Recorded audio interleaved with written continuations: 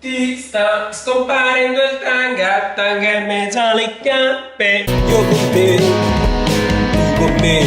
Ciao. Benvenuti e bentornati sul canale Super Alan. Siamo qui oggi con un nuovo video. Oggi ragazzi un video nuovo. Per me però no parlato. Cioè gli altri già lo fanno da anni. Io arrivo oggi a fare la prediction della Serie A. Quindi dirò quella che per me sarà la classifica della Serie A 2022-2023. Non sarà una cosa semplicissima, anche perché non mi sono preparato niente. Non mi sono visto nessun altro video. Non voglio essere influenzato da nessun altro tipo di pensiero. Voglio dirvi il mio così di getto. Voglio pensare con la mia testa. Ovviamente non è che di che cosa senza senza. Adesso contestualizzerò e darò le mie argomentazioni, i miei motivi. Voi fatemi sapere nei commenti cosa ne pensate. Prima di partire col video però ovviamente vi chiedo di lasciare tanti bei mi piace, su gratuiti, supportate il contenuto. Iscrivetevi al canale perché ci ho fatto caso. In questi giorni che siamo vicini ai 10.000 non mi cagna video, però se li raggiungiamo veramente mi fa piacere. Quindi iscrivetevi che è tutto gratuito. E poi nei commenti fatemi sapere la vostra prediction della nuova stagione. Se invece siete d'accordo con la mia, fatemi sapere e baciaricela. Allora,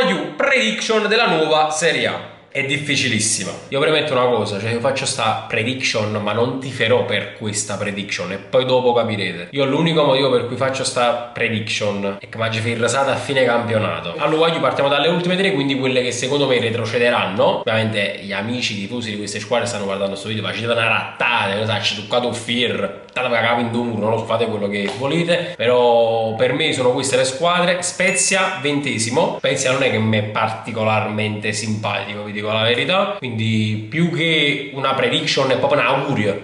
Non lo so. 19esimo la Salernitana. Gli amici di Salerno lo sanno bene che mi sta a cuore come squadra. Per quale motivo? Perché comunque io tifo una squadra campana e faccio il tifo per la Campania a livello calcistico, a livello di tutto. L'anno scorso ci feci anche un TikTok nelle ultime giornate dove mi auguravo appunto che potessero salvarsi, poi così è stata. Si sono salvati un po' per il rotto della cuffia, che si sa da ricino per quello che successe a Cagliari, vabbè, un macello, lo ricorderete, però secondo me quest'anno non ce la fate. 18esima invece la Cremonese che quindi si fa un anno e torna in B. La Cremonese ha ancora un cantiere troppo aperto, probabilmente lo sarà per un po' di tempo, ha cambiato pure allenatore, quindi si devono trovare sicuramente i meccanismi, i giocatori che arriveranno si dovranno trovare con quelli che già c'erano, si devono comunque capire e sistemare diverse cose, si devono trovare i giusti meccanismi. Secondo me è malacco. 17esimo il Lecce che mi è molto simpatico come squadra. Ho anche dei bei ricordi ovviamente per il Napoli contro il Lecce, quando Cavani faceva che l'uscì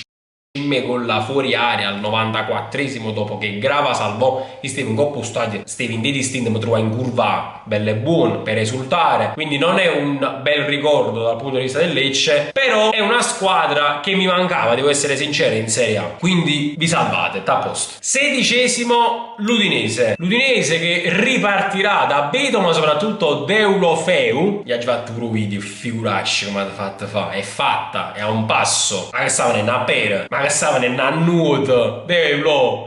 Noi ti volevamo, ti dico la verità, comunque ci eravamo abituati a vedere tra le linee. Così non è stato, ripartirei con l'Udinese, ti auguro una salvezza quantomeno tranquilla, perché comunque 16esimo posto e niente, sarà per la prossima, che dai Ciarish. Poi sopra l'Udinese al 15esimo posto io ci metto la Sampdoria che si affiderà di nuovo a Ciccio Caputo.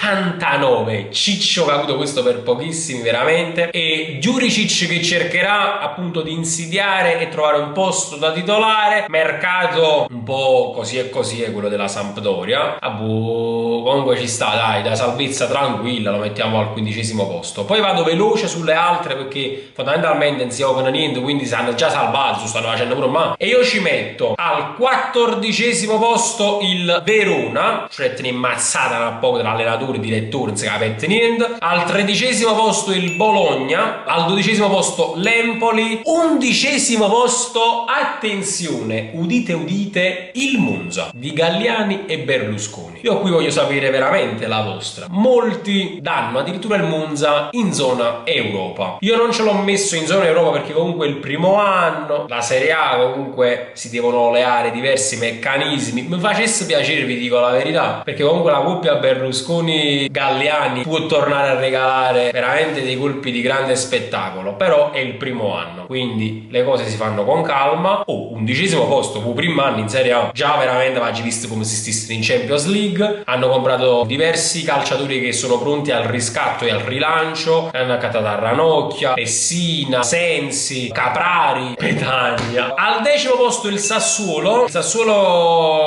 fa il tuo sangue quando si hanno accattato un giocatore a mano Sassuolo, soprattutto il Napoli che deve comprare un giocatore a mano Sassuolo, all'altro invece li svendono, ci danno così gratis, dice vabbè mi paga tra 4 anni, invece no, noi abbiamo sta accorto un 100° e un 1000°. 9° posto il Torino, e poi andiamo un attimo nella zona clou, nella zona più calda della classifica. Qua io la prediction della classifica di Serie A è un macello, veramente un macello, oggi capito che ne facevo. 8° posto l'Atalanta, quindi va a riconfermare quello che ha fatto la scorsa stagione. Il mercato dell'Atalanta c'è una via da nessuno, ha preso soltanto a uno, Ederson, che si va ad aggiungere a quella che era la rosa dell'anno scorso dell'Atalanta. L'Atalanta è vero, fino a qualche stagione fa la mettevamo nelle posizioni più alte della classifica, e magari mi sbaglierò completamente e chissà l'Atalanta che ne sa, vince la Champions League, non ve lo so dire, però sono un paio di stagioni che sta un po' deludendo, non è la solita Atalanta. Sopra l'Atalanta invece io ci vedo la Lazio di Sarri.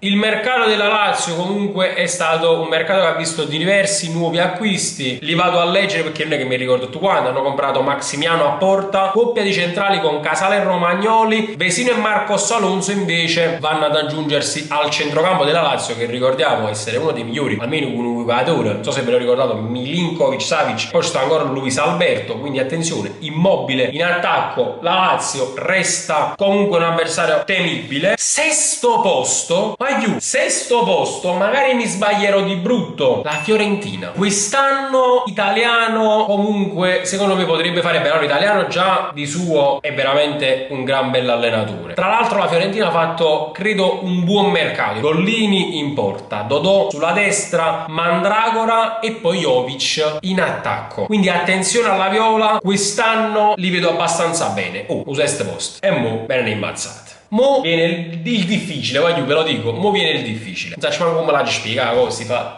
5° posto, quindi chi è che per me quest'anno non arriva in Champions? Ma per poco, cioè combattutissimo, la Roma.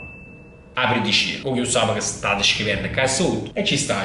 Quest'anno la Roma ha fatto un mercato da Dio, soprattutto possono contare su un progetto la Roma. Perché ce la vedo quinta? Perché va bene tutto questo entusiasmo che invidio in maniera del tutto positiva ai tifosi della Roma, vero, e ok tutto quello che hanno comprato, ok il progetto, ok Mourinho in panchina, ok che l'anno scorso comunque hanno vinto una conference, quindi una Coppa Europea, sono arrivati sesti. Io l'upgrade ce lo vedo graduale, sbaglierò sicuramente perché secondo qualcuno la Roma sarà una di quelle che si contenderà lo scudetto. L'ho vista abbastanza distante, dallo scudetto, però rispetto alle altre non so, la vedo ancora un tantino indietro. Perché? Soprattutto perché dovete considerare che sono dei calciatori che devono trovare un attimo dei meccanismi, che si devono capire, che devono cominciare un attimo a giocare insieme, e quindi è la prima volta anche per loro. Al 4° posto, su run proprio, io ci vedo il Napoli, quindi downgrade. Vedo il Napoli comunque in Champions, non so quale sia l'obiettivo del Napoli, è veramente pure qua un cantiere molto aperto, e qui come dicevo prima manca proprio la materia prima per quanto mi riguarda, il progetto.